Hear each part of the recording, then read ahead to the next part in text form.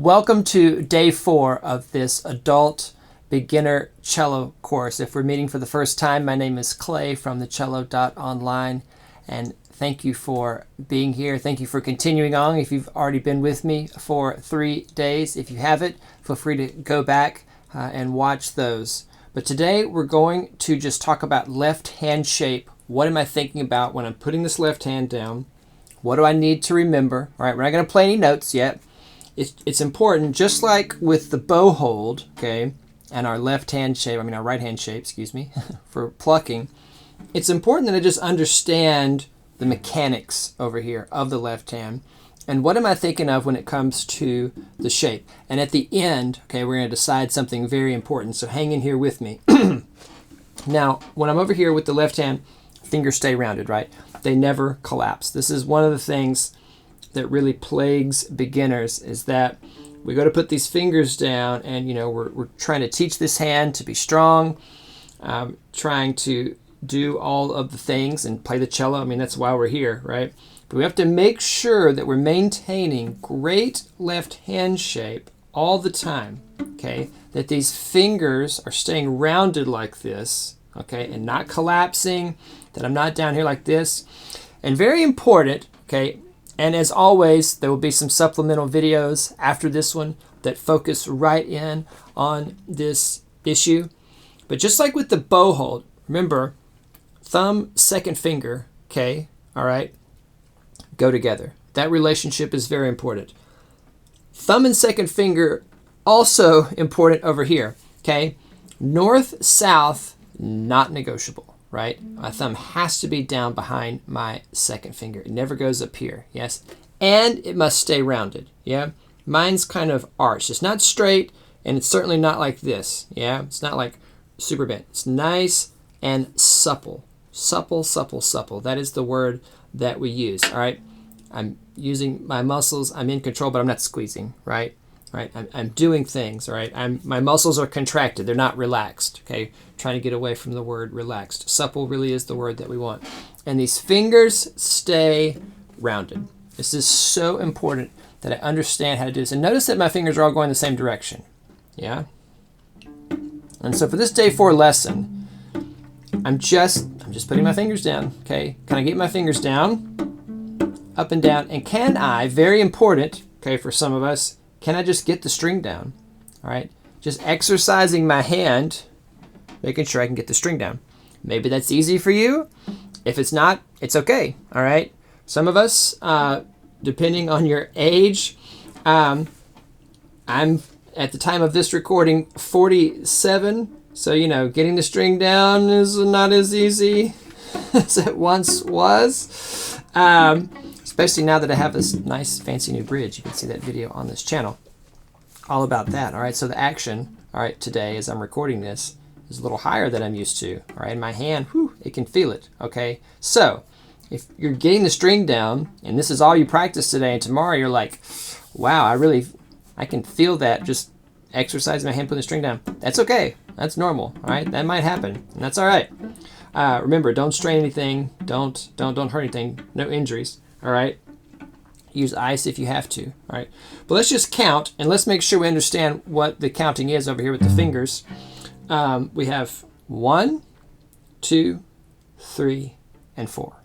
Okay, so when you hear me say first finger, second finger, third finger, fourth finger, you know what I'm talking about, which is a little different from piano. Okay, if you are a pianist, all right, or you have lots of piano background, it's good and it's bad. It's good because it's great for your ears. You're going to have such an easier time doing certain things on the cello. If you don't have piano, it's also good, all right, because we don't have to unlearn this numbering system, right? So 1, 2, 3, 4. And what I'd like to just go here is let's just go 4, and I'm on the A string, yeah? 4, 3, 1, open. You can actually kind of hear. Let's go on the D string. 4, 3, 1, open. Just practicing getting my fingers down. We're on the G string. You don't have to hammer it very hard. C string. All right, now I know we don't have any kind of tapes. We haven't talked about any kind of notes, any kind of pitch or anything. We're going to get to that in a second. But just making sure I can get the string down, that I can come to the fingerboard with my hand rounded. Now, last but certainly not least is elbow height. Okay, now I have the benefit, I'm looking over here at my computer as I record this for you guys. And this is my mirror, right? And notice you'll see me look over there a lot, right? Because the mirror is very important. So whatever mirror you have, and there's videos again here on the channel, I'll fill up the playlist with things that I think are important. Use a device, use your iPad, a laptop. Laptop's even better, I think, even though the camera is sometimes not that great. You know, in a Chromebook and a laptop, you can tilt that screen because of where the camera is on the screen. You can tilt it, and you can really get the camera at the same angle as the cello. And I talk about that in the video where I talk about practicing with an electronic device. And you can really see if your bow is straight. But when we're beginning and looking at this, because look, remember, we're practicing our posture, right? Which we're going to review here at the end of the day. If my neck cranes over here and I'm constantly looking, right, as I was earlier, then look what happens to my shoulder. Look what happens to the rest of my posture. It's real easy to just completely wreck my posture. So if I really want to get this hand shape right, I want to use a mirror from day one. Okay, from day 4. All right, since we're here on day 4. All right, really, so that I can get my fingers down and see what I'm doing and see my hand while I maintain my great posture. Now, sorry, elbow height. I went off on my mirror tangent, as I usually do, because I think the mirror is so important. I lived in front of the mirror in college. So elbow height is negotiable. Yes, just like east-west is negotiable. All right, eventually we're going to get to where our hand can move very fluidly. All right, lots of suppleness. Okay, elbow height is also negotiable. If you're a very tall person with maybe a slightly larger hand here, you're going to be an elbow up person, right? Straight out, like even with the floor, right? Parallel with the floor. Okay. If you're a slightly smaller person, okay, maybe smaller hands, then lowering your elbow is going to make it more comfortable to stretch out your hand and reach all the notes. It's just the mechanics of our body, okay? When your hand is smaller, okay, and you feel like you're reaching a little bit more, we lower this elbow, okay? Allows us to maneuver the hand a little bit better, okay? But if I'm very tall and my hand is very big, okay, and I do this, I'm going to get into all sorts of bad habits because I'm going to cheat with the hand. I'm going to overreach. So depending on your hand size, your height, okay, and everybody's different. That's why this elbow height is very, very negotiable, okay? So you have to decide, you know, and I'm going to give you some pointers here. How do you decide? Well, we'll get into it more as we really start to play with the left hand, because this elbow height helps us get in tune, okay? We want our hand shape, our approach, our posture to help keep our hand and fingers in the right spot on the fingerboard. And so how easy or how difficult it is to stay in tune, to play a tune, is going to help us determine where, okay, all right, this elbow should be. And also the fourth finger. Sometimes I see the fourth finger kind of rolling down and jutting down like this, and it's because this elbow is not quite in the right spot, okay? It should be same shape, same trajectory, excuse me, as the rest of the fingers, all right, curving down towards this way, all right? Everybody looking nice, happy family here, okay? All right, so what's on our checklist here for today? Number 1 is I understand this hand shape. I understand where my thumb is supposed to go behind my second finger. I understand that the elbow height is negotiable. I understand that these fingers need to stay rounded, okay? I'm able to get the strings down. That's the other thing on our checklist, okay? I've got some finger independence. And lastly on our checklist here, all right, or maybe not lastly, but one very important thing on our checklist here for day 4 is that I want to decide before I get to day 5 if I'm going to use tape or not, tape on the fingerboard. And let me just say, most people need tape. It just makes it easier. I used to be such a purist, I would never put tape on. because it can be done. It's possible to learn without using the tapes, but it's maybe just more efficient. You know, it's like, well, we could do it without the tapes, but then how long is it going to take us? All right, are we just going to get frustrated in the end? And so the last few years, probably last half of my career, actually for a while now, I've been pretty much just putting tapes on when students are beginners. It's pretty rare that I would not use a tape, you know, tape on the fingerboard with a beginner, but you know, you never know. I mean, we're talking about adults here, right? So maybe you have some previous musical experience. Maybe you played piano forever, or you played in the marching band, or you've been singing for a long time, and now you've decided to pick up the cello. And maybe your ears can handle it. So we're going to do a little test here. We're going to play just the beginning of Happy Birthday. Now, let me preface this by saying what I'm about to do here is more advanced than what we're going to do in day 5. Okay, so if you're completely lost, if this is like, what's going on, I don't know how to do that, then that's our indicator that you probably need to put some tape on the fingerboard. So I'm going to put that in a separate video. I already have a video about that. I'm going to put that in the playlist after day 4 here. So let's just play the beginning, because with Happy Birthday, we're just playing open string and first finger, all right? And all we want to see is, can we hear it? Do we feel familiar enough with the pitch and where we are? You know, are we oriented enough that we could get that first finger down? Okay, so let's do it together. Here we go. Ready? 1, 2. Happy birthday. Ooh, we're just going to do it there on the open D string. With me again. 1, 2. That's a little sharp. Well, there's the benefit of singing along while you play. Let's go on the A string. 1, 2. Happy birthday. There's a little more in tune.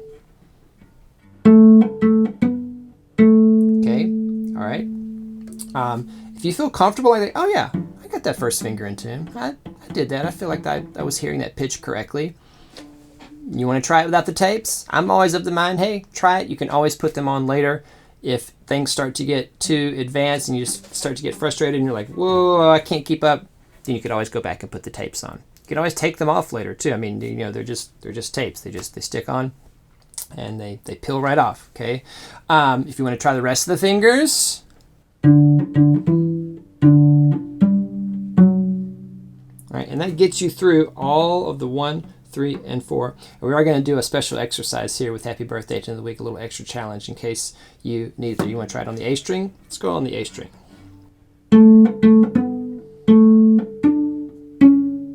Okay, all right. So a little test there to decide if you need tapes. Again, this is way more advanced than what we're going to do in the next lesson. So if you're feeling confused, if you're feeling lost, it's okay. It means we probably need the tapes, all right? If you're feeling pretty good, like you can find all those notes and you're hearing it pretty well, well, like I said, you know, try it without the tapes. You can always put them on later. Okay. All right, I'm repeating myself. Forgive me, all right? It's because I like talking to you guys about cello stuff. Okay, so those are the main things on my checklist here for today. What am I practicing?